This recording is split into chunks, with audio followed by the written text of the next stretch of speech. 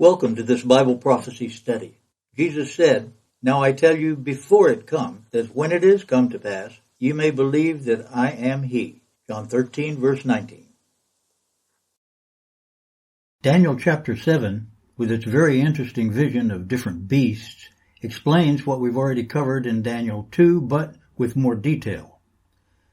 In Daniel chapter 2, God gave the vision of man's world governments to Nebuchadnezzar, the great king of one of those governments, Babylon.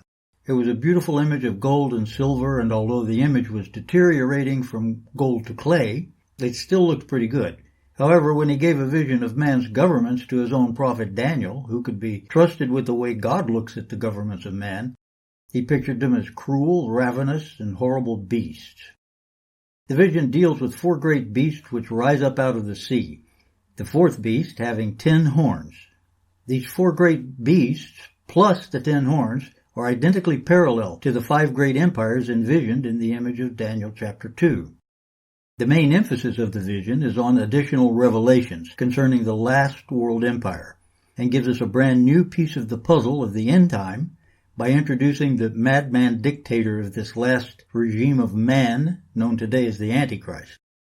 The vision is covered in verses 1 through 14 and the interpretation in verses 15 through 28. As we did in Daniel 2, we'll first give the vision and follow each part immediately with its interpretation and explanation. The first beast. The vision begins in Daniel 7, verse 2. I, Daniel, saw 4 winds of heaven, which strove upon the great sea, and 4 beasts came up from the sea, diverse one from another.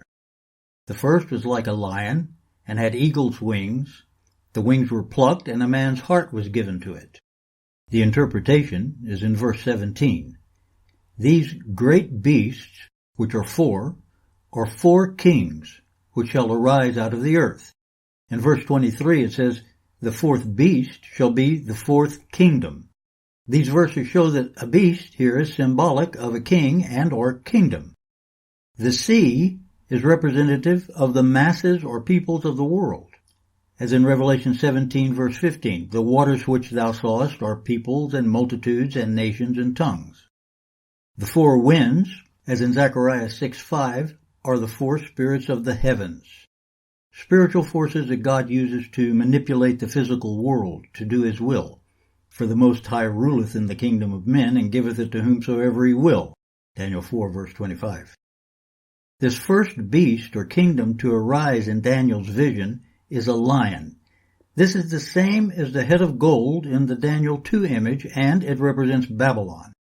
Its wings being plucked represent Nebuchadnezzar's abasement as a beast for 7 years, and a man's heart was given to it represents his subsequent salvation. As it says in Ezekiel 36:26, a new heart will I give you, and a new spirit, and I will take away the stony heart, and I will give you an heart of flesh. The second beast. In division, in verse 5, it says, and behold, another beast, a second, like to a bear, and it raised up itself on one side, and it had 3 ribs in the mouth of it. Interpretation. In this vision, as much as in Daniel 2, the vision finds its fulfillment in world history, which is really all we need for the first 4 beasts. Since we know from history that the kingdom following Babylon was Medo-Persia, we know that the bear represents Medo-Persia. Simple. But Medo-Persia is named, however, in a later chapter, the Mene-Mene handwriting on the wall vision of Daniel 5, as being the kingdom that did conquer Babylon. Notice that the bear is a little higher on one side than the other, because the Persians were a little more powerful than the Medes. The Medes conquered Babylon, but it was Cyrus, the Persian king, who actually ruled. This symbolism is also borne out in the vision of Daniel 8, which pictures a ram that had 2 horns, but one was higher than the other. It then says that the ram having 2 horns are the kings of Media and Persia, Daniel 8, verse 20. The 3 ribs the bear devoured were the 3 nations which were conquered by the Medo-Persians, each of which had been world empires that had also ruled over God's people, Israel. The primary nations were, of course, Egypt, Assyria, and Babylon. The third beast. In division, in verse 6, it says, after this I beheld another like a leopard, which had on the back of it 4 wings of a fowl. The beast also had 4 heads.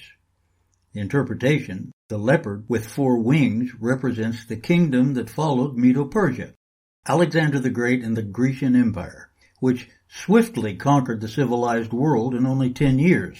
And it's worth noting here that in ancient times the name leopard was originally given to the cat now called the cheetah, the world's fastest animal. This beast had 4 heads because after Alexander's death his kingdom was divided into 4 parts amongst his 4 generals. These 4 kingdoms were basically Egypt, Assyria, Macedonia, which is Greece, and Parthia, which is Turkey. That's in Daniel chapter 8, verses 21 and 22. This division is very important to the understanding of the near future, as we will see in our later studies. The 4th beast and the 10 horns. In the vision, verse 7, I saw a 4th beast, dreadful and terrible and strong exceedingly, and it had great iron teeth. It devoured and brake in pieces, in verse 23 it says the whole earth, and stamped the residue with the feet of it. And it was diverse from all the beasts that were before it, and it had 10 horns. The interpretation, this beast with the great iron teeth corresponds to the legs of iron in the Daniel 2 image and is, of course, Rome. This great and terrible beast of force and power devoured and brake in pieces all the known civilized world of its day, and yet so magnificent was the Roman concept of law, and so noble their ideas and ideals and learned their language and literature, that they were to influence all cultures and civilizations to come. Even today, the official language of law, medicine, and the sciences is still Latin. This truly diverse beast literally stamped the residue of civilizations with the imprint of its culture. The 10 horns are the final 10 kingdoms which evolve out of or from the breakup of the Roman Empire, and are just the same as the 10 toes of the Daniel 2 image. The 11th horn. In the vision, verse 8. I considered the horns, and behold, there came up among them another little horn, before whom were 3 of the first horns plucked up by the roots. And behold, in this horn were eyes, like the eyes of a man, and a mouth speaking great things. Daniel now begins to question the angelic messenger who brought him this revelation. In verses 19 and 20, Daniel questions, I, Daniel, would know the truth of the 4th beast, and of the 10 horns that were in his head, and of the other which came up, and before whom 3 fell, even of that horn that had eyes, and a mouth that spake very great things.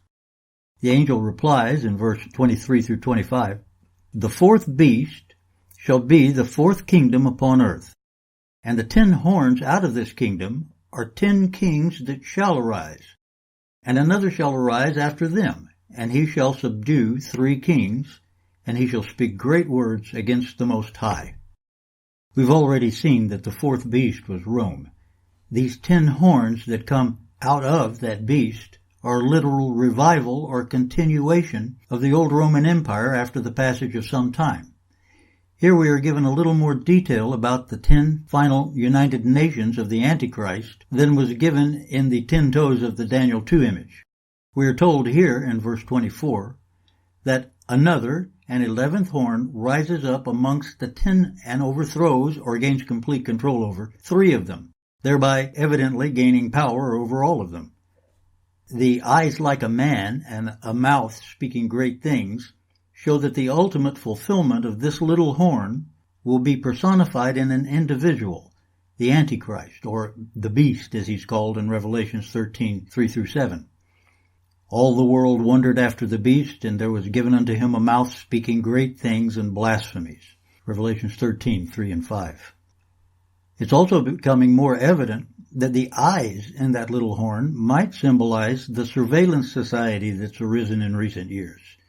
Closed-circuit TV and internet tracking have given governments, and soon the Antichrist, the ability to see things that throughout history were hidden or secret or private. In this last century, we have seen the rise of an officially atheistic world power, communism, that does not believe in anything spiritual and that believes, according to its own doctrine, in the wiping out of all superstitious ideology, which is contrary to, quote, scientific Marxist doctrine. In other words, speaking great words against the Most High. But speaking means nothing if there's no one listening, and today the listeners, his audience, are being prepared and conditioned daily by an enormous flood of great things and blasphemies, poured out now by the media every minute of the day. The great things are the false prophecies and predictions of the wonders and correctness that we'll find in this new advanced world society that man will build for himself, like the New World Order, etc. The blasphemies are the same as always. There is no God, and then they throw blame and hate speech at him and his followers for every bad thing that happens or ever has happened. The extremely vile and vulgar side of blasphemy is also becoming more visible through the arts and the media. We will not show examples. Great things and blasphemies. By the time the Antichrist shows up, the majority of the world will be ready to receive his words and his mark, as in Revelation 13. In verses 21 and 22, Daniel says, I beheld, and the same horn made war with the saints, and prevailed against them until the Ancient of Days came, and the time came that the saints possessed the kingdom.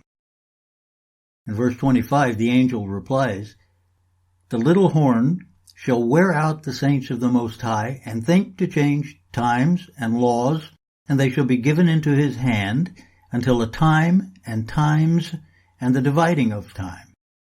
In verse 26, But judgment shall sit, and they shall take away his dominion, to consume and to destroy it unto the end. Here we see that the Antichrist will make war and overcome or prevail against the saints, have the predominance over them, until the Ancient of Days comes. This shows us that the coming of Christ is after the Antichrist reign. As it says in 2 Thessalonians 2, verses 1 through 8, The coming of our Lord Jesus Christ shall not come except there come a great falling away first. That's from Christianity. And that man of sin be revealed, the son of perdition. Perdition here in the Greek means devil, the son of the devil, the Antichrist, whom the Lord shall consume with the spirit of his mouth and shall destroy with the brightness of his coming. And when he comes, every eye shall see him, in Revelations 1:7. And all the tribes of the earth shall see the Son of Man coming in the clouds of heaven with power and great glory, Matthew 24:30. When? Immediately after the tribulation of those days of Antichrist's great tribulation. It's worth stressing the fact that these words were not spoken by a prophet or angel, but by Jesus himself, and this is the definitive statement that refutes the modern false doctrine of the pre-tribulation rapture, that says that the church will be taken up to heaven before the Great Tribulation, and so there's no urgency to prepare. This little horn will try to change everything and make it rough on God's true church. For a time, times, and dividing of time. We know that this is 3.5 years from the frequent references in the Bible where it is given as months, 42 months, or 1,203 score days, and time, times, and half a time. We believe that the reason for the length of time for the Antichrist reign of terror being made so exactly clear is for the encouragement of God's children who will be there. We will know that it's got a very definite, set, limited time, which will be quite a help, because his reign is going to be a time of great persecution, of great tribulation such as was not since the beginning of the world to this time, no, nor ever shall be. Matthew 24, verse 21. It's only going to last so long, and then it'll be over, and we won't have anything to worry about after that, praise God. We have something wonderful to look forward to, even if some of us have to die as martyrs, when you think about what's to follow. For after this little horn and the united nations of this little horn, we have the throne scene of the second coming of Jesus Christ, covered in verses 9 through 14, 21 and 22, and 26 and 27. The second coming of Christ. In the vision in verses 9 and 10. I beheld till the thrones were cast down, and the Ancient of Days did sit. Thousands ministered unto him. The judgment was set, and the books were opened. In verse 11, as I beheld even until the beast was slain and his body destroyed and given to the burning flame. Interpretation. Here we have all the thrones, the kingdoms of man cast down, and God sitting in judgment until the beast which bears the little horn is destroyed and given to the burning flame. You can see also 2 Thessalonians chapter 2, verse 8. For the Lord Jesus shall be revealed from heaven in flaming fire, taking vengeance upon them that know not God. For by fire and by his sword will the Lord plead with all flesh, and the slain of the Lord shall be many. Isaiah 66, verse 16. Back to the vision in verse 12, it says, concerning the rest of the beasts, they had their dominion taken away, yet their lives were prolonged for a season and a time. The interpretation is, these men's power were taken away, but their lives were prolonged in order for us to have someone to rule over when we rule with Christ for 1,000 years on earth. In Revelations 5:10 and Revelations 20, verse 4. Their lives prolonged for a season and a time, maybe the time at the end of the 1,000 years when Satan, who's been bound for this period, will be loosed for, quote, a little season, to again deceive the same ungodly people who will then be destroyed by God. You can see Revelations chapter 20, verses 7 through 15. Mankind will have had 1,000 years of the righteous, direct, visible rule of Christ, yet when the devil is loosed for a little season, man will have one last chance to show where their true allegiance lies. Some, perhaps many, will choose the camp of the saints, spoken of in Revelations 20. But the majority will again choose to follow Satan. Their judgment will be deserved and final. In the vision, in verse 13, it says, I saw one like the Son of Man, came in the clouds of heaven, and came to the Ancient of Days, and they brought him near before him. The interpretation, this is an interesting point for the Jews. We have two distinct individual personalities, the Son of Man, who could only be Jesus Christ, and the Ancient of Days, God the Father. In verse 14, it says, and there was given him, the Son of Man, Jesus, a kingdom that all people, nations, and languages should serve him, and his kingdom shall not be destroyed. The interpretation, the Antichrist is going to persecute God's children and prevail against them until it looks like he's won. But the judgment shall sit, and they, that's God's children, shall take away his dominion to consume and destroy it unto the end. And the kingdom and dominion and the greatness of the kingdom under the whole heaven shall be given to the people of the saints of the Most High, whose kingdom is an everlasting kingdom, and all dominions shall serve and obey him. It's in verses 26 and 27. The people of the saints of the Most High are a special class of overcomers, the total conquerors. Not all the saints are going to get credit for it because some fail to do the job. The vast majority of the body of believers have never entered in fully, have never possessed the kingdom, but have often run away in fear of embarrassment, or have sat down in slothfulness, and have almost died spiritually in the dry and desolate spiritual wilderness. But this is not talking about our salvation, which is eternal and sure, but about our rewards, which are directly dependent on our works. If we don't do the works, we don't get the rewards. When we get to heaven, we will all have the same salvation.